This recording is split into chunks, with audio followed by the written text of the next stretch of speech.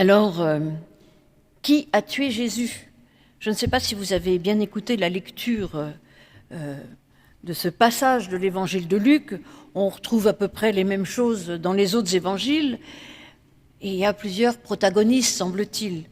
Cette question m'a paru finalement assez pertinente, parce que la Bible ne cesse de nous questionner. Alors certes, ce n'est pas le Cluedo, mais enfin, elle n'a de cesse de nous questionner. Et d'ailleurs, dans ce passage, Jésus ne répond à aucune question, comme d'habitude, et au contraire, parfois, tout au long de l'Évangile, quand on lui pose une question, soit il se tait, soit il répond par une question. Donc en fait, on a, je pense, nous sommes incités justement à nous questionner. Donc qui a tué Jésus? Bon, la tradition nous a habitués à nous offrir à des réponses toutes faites. Mais en réalité, la lecture attentive des textes vient remettre en cause bien des interprétations habituelles sur la mort de Jésus, les causes de la mort de Jésus. Et puis, il faut le reconnaître, certaines réponses ont quand même servi à justifier les pires crimes.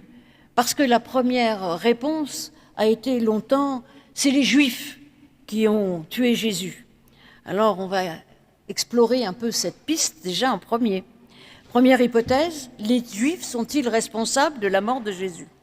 Mais en réalité, c'est beaucoup plus complexe que ça.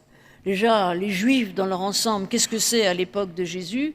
Et puis, on l'a bien entendu, ce sont bien plus les autorités religieuses du temple de Jérusalem qui vont accuser Jésus, chercher à le faire arrêter, l'emmener chez Pilate. En réalité, les Juifs, il y en a de nombreux qui vont suivre Jésus, qui vont l'accompagner jusqu'à la mort, parce qu'on nous dit la foule, vous savez, la foule le jour des rameaux qui l'acclame, et la foule qui lui demande de le crucifier quelques jours après. Est-ce les mêmes dans la foule? Rien ne nous le dit, rien ne nous fait penser cela. Donc en fait, je pense que nous pouvons balayer cette réponse en disant non, ce ne sont pas les Juifs qui ont tué Jésus.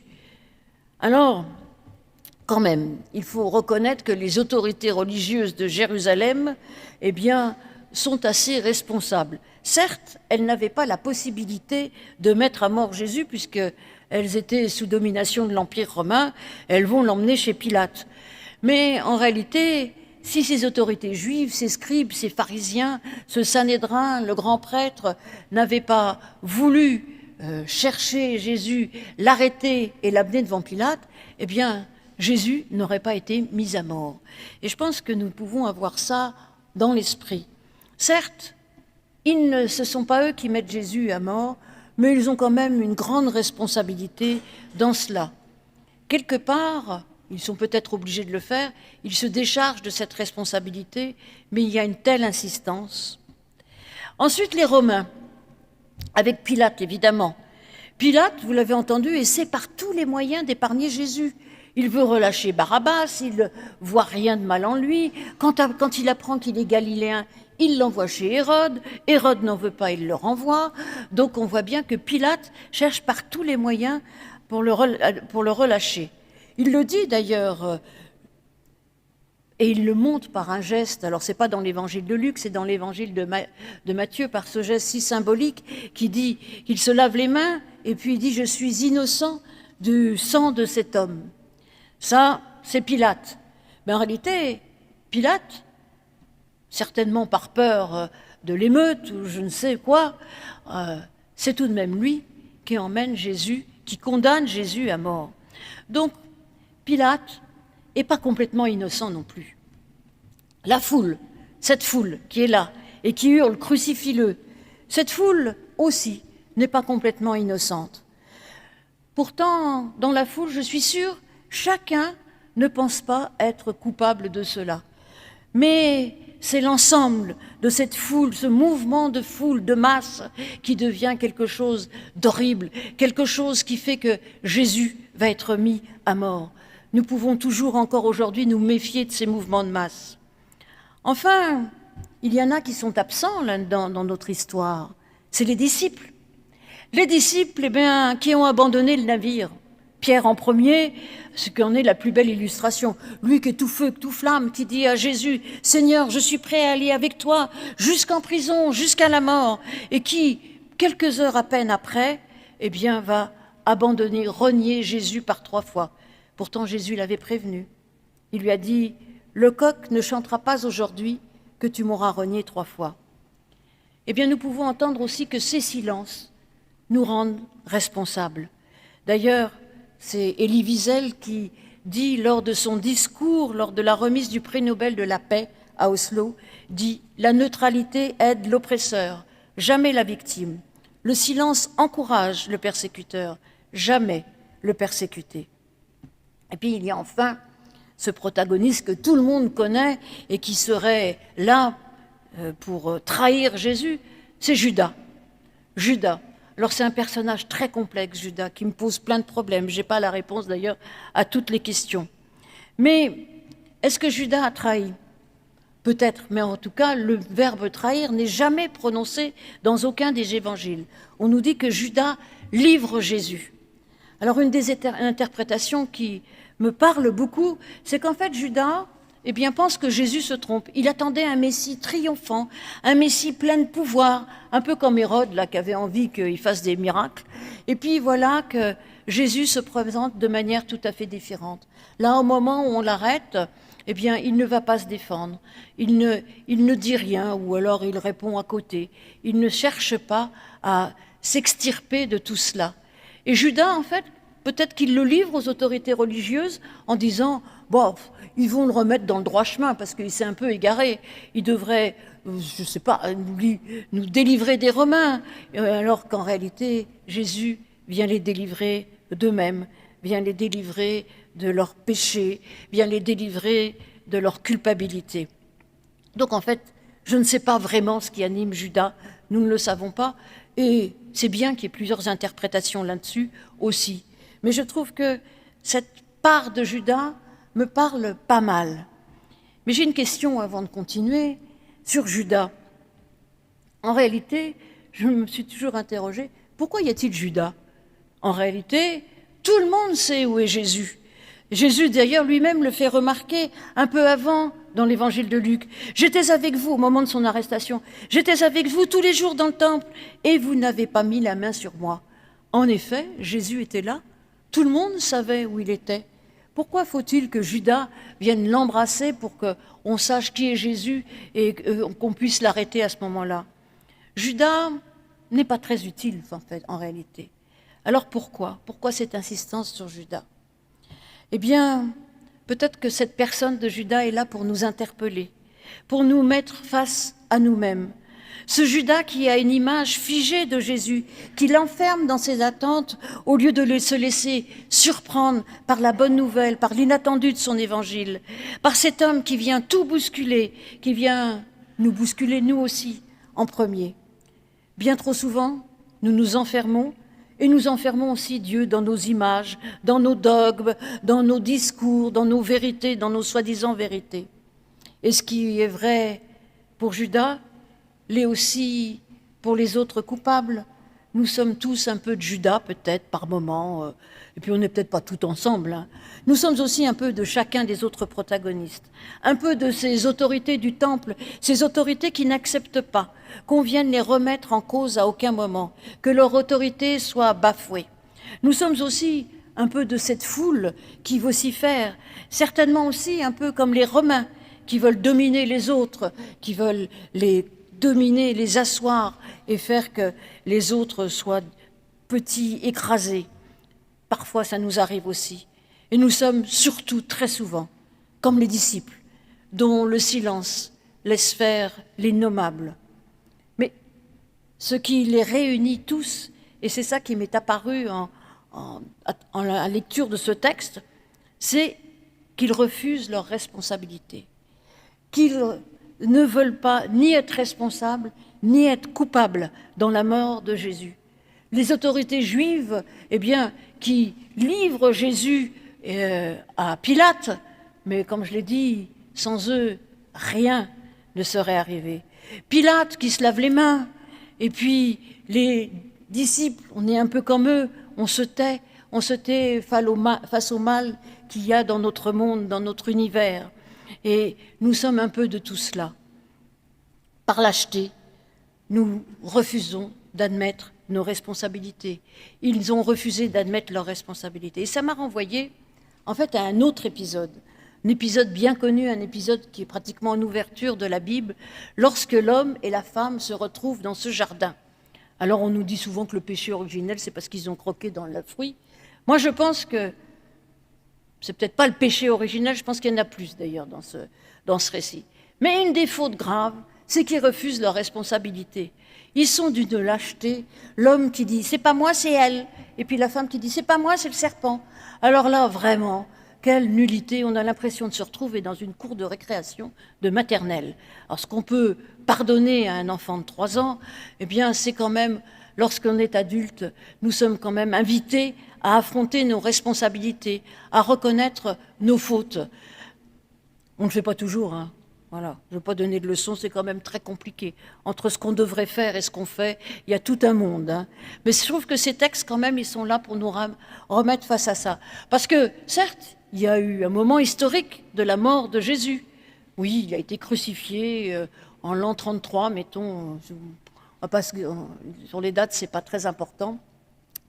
Mais en tout cas, ce n'est pas ça qui nous intéresse aujourd'hui. Ce qui nous intéresse, c'est que Christ est vivant encore aujourd'hui. Donc on peut s'interroger à quel moment, moi, je crucifie encore le Christ. À quel moment je le tue. Là, à quel moment fait que, à nouveau, il est mis à mort. Bon, on trouve quelques réponses dans l'évangile de Matthieu, dans ce jugement des nations, lorsque Jésus dit à chaque fois que vous ne faites pas cela pour le plus petit d'entre vous, c'est à moi que vous ne le faites pas. Lorsqu'on ne visite pas les malades, lorsqu'on ne prend pas soin des prisonniers, lorsqu'on ne prend pas soin, en fait, des petits, lorsqu'on refuse, ou lorsqu'on fait du mal de manière positive, c'est pas, eh bien, aussi aux autres, eh bien, nous pouvons, à nouveau, nous mettons le Christ à mort. Mais la bonne nouvelle dans tout ça, quand même, et c'est pour ça que peut-être nous sommes invités à ne pas avoir peur, à prendre nos responsabilités. C'est que la bonne nouvelle du Christ, ce n'est pas sa mort et sa mise à mort. Sa bonne nouvelle, c'est tout le message d'amour qu'il nous a donné avant. Ce message de la grâce de Dieu, c'est-à-dire que oui, on est humain, on n'est pas parfait. Mais malgré tout et contre tout, Dieu nous aime, Dieu nous sauve, Dieu nous relève et nous permet d'avancer de nouveau dans notre existence, alors même que nous avons commis des erreurs. Il nous invite non pas à faire comme tous ces protagonistes, à nous cacher, à avoir peur de lui, comme l'homme et la femme qui se cachent au moment où Dieu arrive et leur dit « vous avez peut-être croqué dans le fruit défendu ». Mais non, ils se cachent.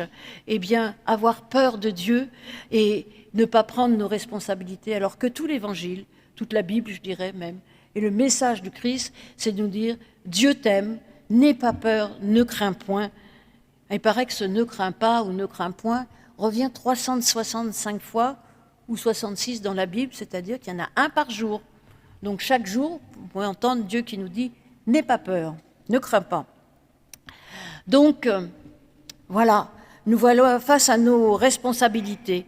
Et ce message d'amour, ce message de grâce que le Christ nous a apporté, ce message d'amour de Dieu, eh bien, fait que la dernière hypothèse, celle que j'ai peut-être effleurée, non, je n'ai pas effleuré en fait, c'est que lorsqu'on dit que Judas finalement, pour le sauver, pour sauver Judas, il a fait ce que Dieu souhaitait.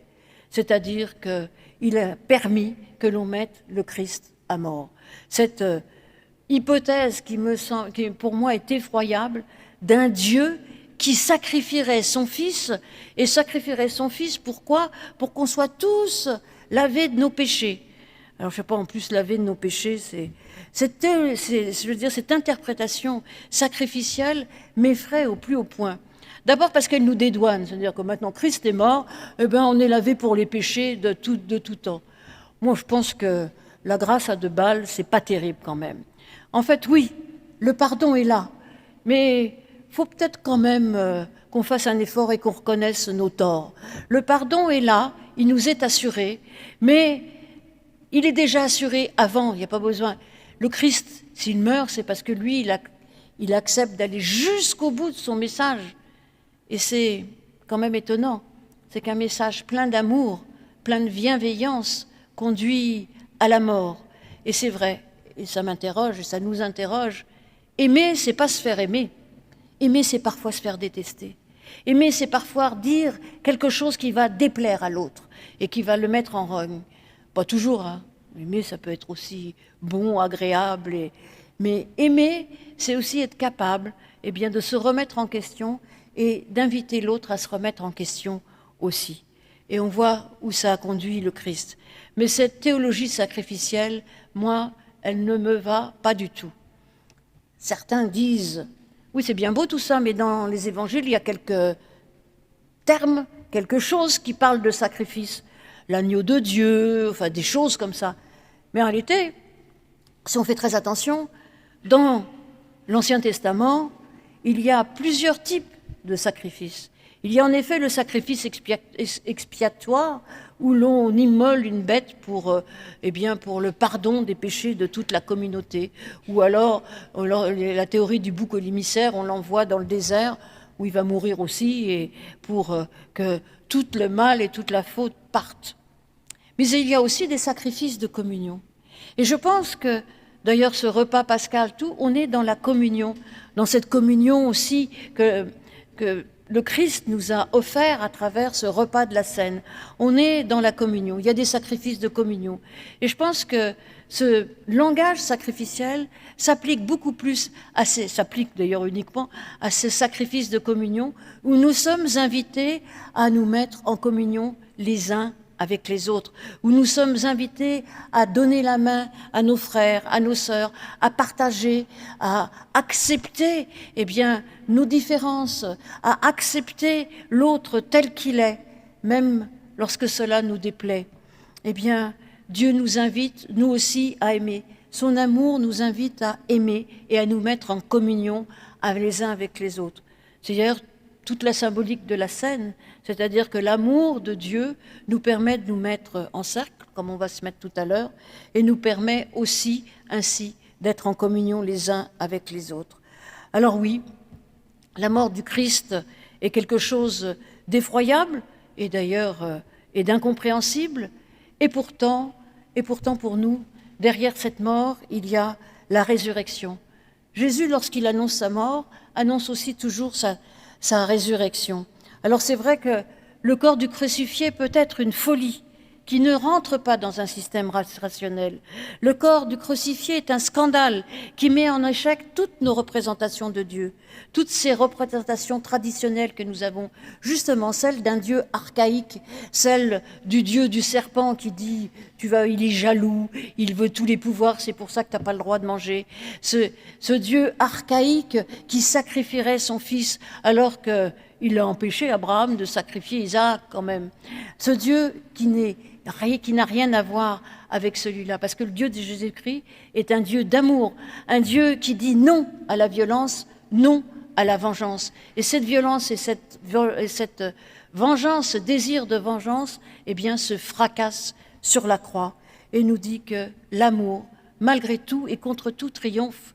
Et il a triomphé, puisqu'aujourd'hui, encore, nous annonçons cet amour de Dieu qu'il a manifesté en Jésus-Christ, cet amour de Dieu que Jésus-Christ n'a de cesse de clamer, de vivre, de pardonner, de guérir, cet amour qui nous invite à prendre soin du plus petit. Alors, on peut s'interroger en effet, chaque jour, est-ce qu'on est comme Judas, est-ce qu'on est comme Pilate, on est un peu de tout ça, pas forcément chacun, chacune, on a tous nos défauts, mais le message, c'est que Dieu nous veut là, il a besoin de nous, il a besoin que nous soyons des humains responsables, que nous soyons, à l'écoute de notre monde, à l'écoute des autres, et être capables d'accepter la main tendue, la main que le Christ me tend, la main où il m'invite à participer, à améliorer et à essayer de faire croître l'amour dans ce monde. Le Christ qui nous tend la main et qui nous dit qu'il veut que nous soyons tous ensemble unis pour essayer de construire ce monde, ce royaume que Dieu espère, que Dieu désire. Amen.